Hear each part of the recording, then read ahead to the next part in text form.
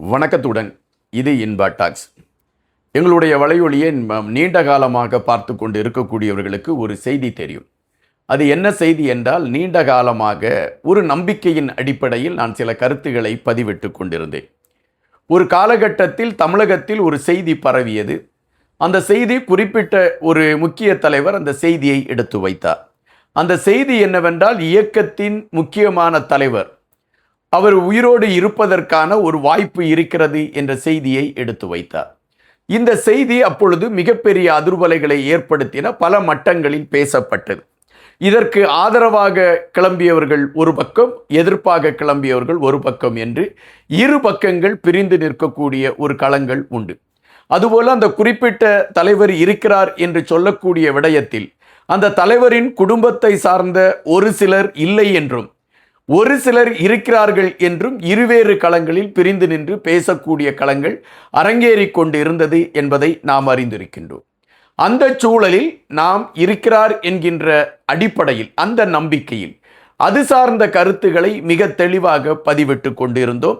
அந்த பதிவிட்டு கொண்டிருந்த அந்த களம் ஒருபுறம் இருக்கக்கூடிய சூழலில், அந்த தேடலிலிருந்து அல்லது அந்த நம்பிக்கையிலிருந்து நாம் இதுவரை விடுபடவில்லை. அவர் இருக்கிறார் என்கின்ற விடயத்தில் நமக்கு மிகப்பெரிய நம்பிக்கை உண்டு. ஆனால் அந்த நம்பிக்கை நடைபெறுமா அல்லது நம்பிக்கை நிறைவேறுவதற்கான களங்கள் இருக்கிறதா என்கின்ற விடயத்திற்குள் நமக்கும் பெரும் கேள்விகள் இருக்கின்றன. இந்த சூழலில் அந்த தலைவருடைய மகள் வருகை தந்திருக்கிறார் என்பதை மையப்படுத்திய ஒரு செய்தி பரபரப்பாக பேசப்பட்டது. 2023 அந்த காலகட்டங்களில் இந்த செய்தி ஒரு முதன்மையான களத்தை எடுத்தது. அதாவது இலங்கையில் குறிப்பாக தமிழர் பகுதியில் தமிழர்கள் படக்கூடிய வேதனைகளை பார்த்து தமிழர்களை பாதுகாப்பதற்காகவும் தமிழர்களோடு களத்தில் இறங்குவதற்காகவும் தான் முன்வந்திருப்பதாக அந்த தலைவரின் மகள் சொன்னதாக செய்திகள் அப்பொழுது வெளிவந்தன. அவர் நேரலையாக வந்து பேசக்கூடிய களங்களும் அப்பொழுது காட்சிகளாக வெளிவந்தது. அதாவது அவரை படம் பிடித்து காணொலியாக வெளியிட்ட காட்சிகளும் வெளிவந்தன. அந்த காட்சிகள் வெளிவந்த பொழுது விமர்சனங்களும் அதனை மையப்படுத்தி எழுப்பப்பட்டது. இது தெளிவாக இல்லை, இது திட்டமிட்டு ஏஐ தொழில்நுட்பத்தின் மூலம் உருவாக்கப்பட்டிருக்கக்கூடிய ஒரு காட்சி அமைப்பாக இருக்கிறது, இது ஒரு வீடியோ எடிட்டிங் என்கின்ற பல கதைகள் அப்பொழுது பேசப்பட்டது. ஆனால் அதன் பின்பு அவர்களை குறித்த செய்திகள் அவ்வப்போது வரக்கூடிய களங்கள் இருந்தன. ஒரு சில ஊடகங்களில் அவர்கள் பேசியதாக, ஒரு சில ஊடகங்களுக்கு அவர்கள் செவிலி கொடுத்ததாக, இது போன்ற செய்திகள் எல்லாம் அப்பொழுது பரபரப்பாக பேசப்பட்டது. ஆனால் அதன் பின்பு ஒரு நீண்ட அமைதிதான் நீடித்து கொண்டு இருந்தன. குறிப்பாக இல்லை என்று சொல்லக்கூடியவர்கள் மெழுகுவர்த்தி கொளுத்தக்கூடிய களங்களை எடுத்துக்கொண்டு இல்லை என்பதை உறுதிப்படுத்துவதற்கான ஒரு நகர்வுகளை எடுத்துக்கொண்டு அவர்கள் நகர்ந்த களங்களை நம்மால் பார்க்க முடிந்தது. அப்படி அவர்கள் மெழுகுவர்த்தியை எடுத்துக்கொண்டு கொளுத்தி கொண்டு சென்ற பொழுது கடுமையான எதிர்ப்புகளும் பதிவாயின. இருக்கிறார் இல்லை என்பதற்கு இதுவரை ஆதாரம் இல்லை. ஆதாரம் இல்லாத பட்சத்தில் நீங்கள் எதற்காக முனைப்புடன் ஓடோடி வந்து அதற்கு மெழுகுவர்த்தி கொளுத்தக்கூடிய களங்களை எடுக்க வேண்டும் என்கின்ற எதிர்ப்புகள் அப்பொழுது பதிவாயின.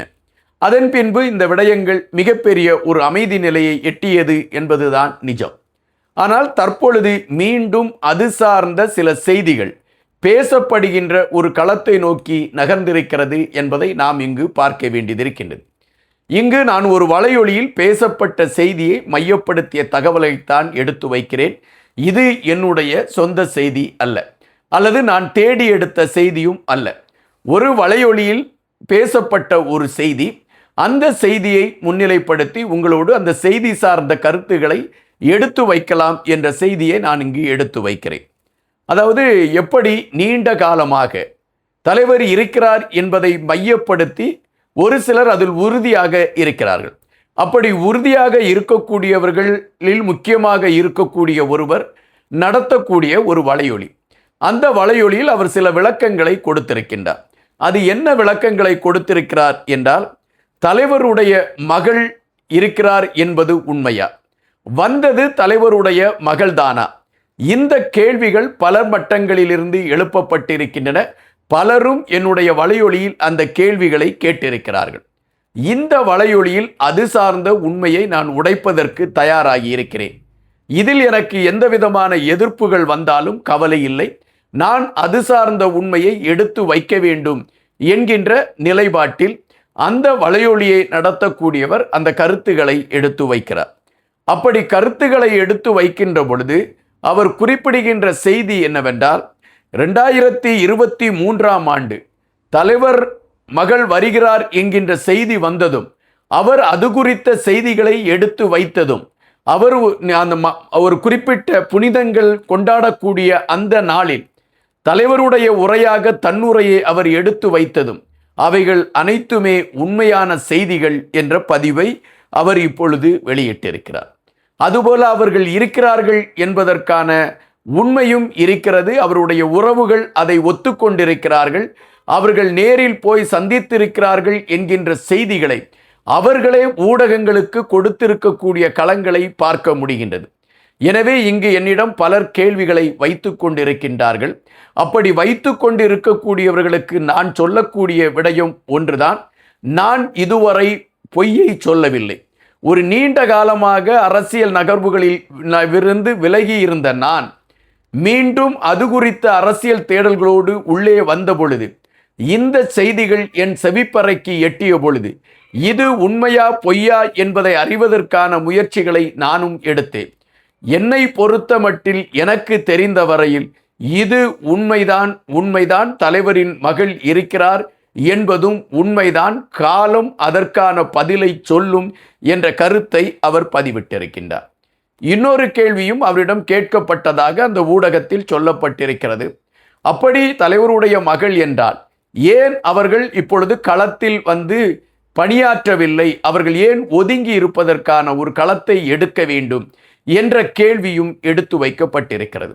இதற்கும் அவர் பதில் கொடுத்திருக்கின்றார். அதற்கு சட்ட ரீதியான சிக்கல்கள், பல விடயங்களை மையப்படுத்திய செய்திகளை அவர் எடுத்து வைத்து, சில ஊடகங்களுக்கு தலைவரின் மகள் தன்னுடைய பேட்டியை கொடுத்திருக்கக்கூடிய களங்களை எல்லாம் நீங்கள் பார்த்திருப்பீர்கள். அவைகள் உண்மைதான் என்கின்ற செய்தியையும் அவர் உறுதிப்படுத்தி இருக்கிறார். இது உண்மையா பொய்யா என்கின்ற ஆதாரத்தை தேடியெல்லாம் அலைவதற்கான களத்தை நான் எடுக்க விரும்பவில்லை. என்னை பொறுத்த மட்டில் நான் நெடுங்காலமாக சொல்லிக் கொண்டு இருப்பது, காரணம் தமிழகத்திலிருந்து அந்த விடயத்தை மையப்படுத்திய செய்தியை சொன்னவர் ஒரு முக்கியமான தலைவர். அந்த தலைவர் ஒரு நேர்மையான அரசியலை நடத்தியவர். காங்கிரஸ் பேரியக்கத்தில் அவர் உயர்வான இடத்தில் இருந்தவர். எனவே அவர் திட்டமிட்டு ஒரு பொய்யை சொல்ல வேண்டிய தேவை இல்லை. அவர் சொன்னது உண்மையா பொய்யா என்கின்ற விடயங்கள் விவாதத்திற்குள் இருந்தால் கூட, எங்களை போன்றவர்கள் தலைவர் இருக்க வேண்டும் என்ற நம்பிக்கையில் இன்று வரை தெளிவாக இருக்கிறார்கள். அது என்றும் தெளிவாக அந்த நம்பிக்கையிலே இருப்பார்கள் என்பதுதான் நிஜம்.